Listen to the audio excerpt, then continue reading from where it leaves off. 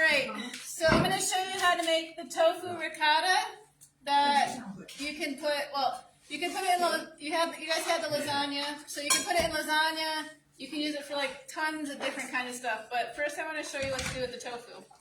Because it says you want to use pressed tofu, and not everybody likes to press their tofu or has the time to press their tofu.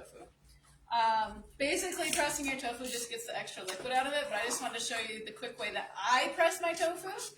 So I cut along the edges with my knife to get all the liquid out, and then so that it doesn't fall apart as I'm pushing it, I leave the wrapper on there, and then I press it. And so it gets a lot of the water out without like the tofu crumbling apart, which, I mean, I'm going to crumble it anyway, but it just, I don't know, it just seems nicer to do it this way, and then I'm not getting a towel or paper towel or whatever, don't have to use that. But if you do have time, I mean, it is better to wrap it in paper towel or a towel and then stick it in a colander and then put something heavy on top of it, and then you just have to remember that you did that and what you were actually preparing before you start preparing something else for lunch, which I've done before. Anyway, okay, so once it's pressed, you just plop your tofu out like that. My hands are clean, so I'm going to show you how I did. Wait, is that? Okay, never mind. I'm doing half batch here, so everything's in half. So you have this, and you could take a potato masher, you could take a fork, or you could just crumble it with your hands. And if you have kids that like to do like texture type things, they love to do this part because it's squishy and cold and yeah. All right, let me rinse my hand real quick. All right. So then the next ingredient, which you're probably like, what? So normal ricotta, like a lot of tofu ricottas, they require either like a tofu mayonnaise or like a vegan mayonnaise or something, which those are basically just made out of oil. So you're just adding oil into your tofu. So this recipe actually uses hummus. So it gives it extra protein, but it also gives it like the little bit of binder that it needs. So we have some hummus that we're putting in there.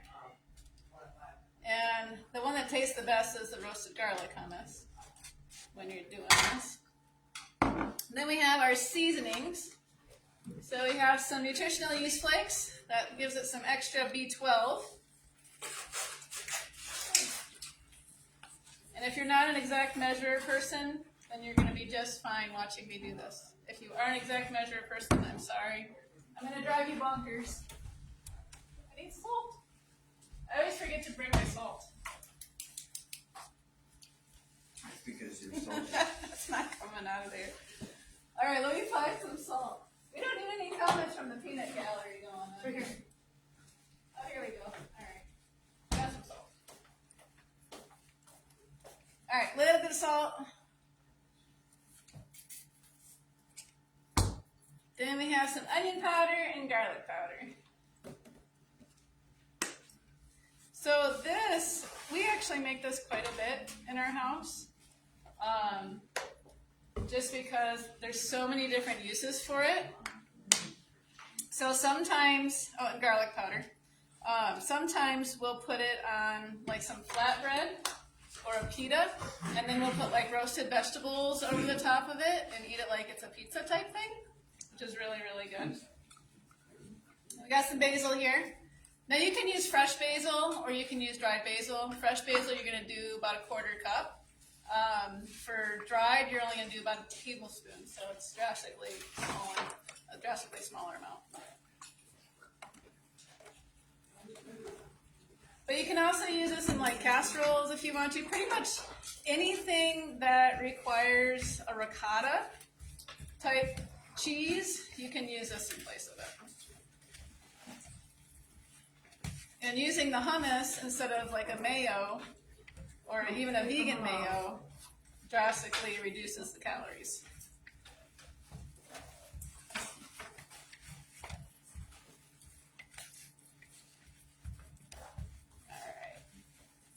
But most of the time we use this in lasagna or stuffed shells or, you know, like manicotti or whatever, if I feel like getting fancy.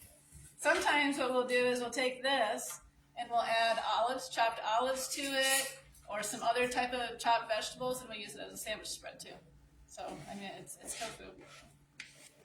And you can add different seasonings to it. I mean, you can change this up if you want to. You could add some curry spice in there, or Italian seasoning, or whatever you want, really.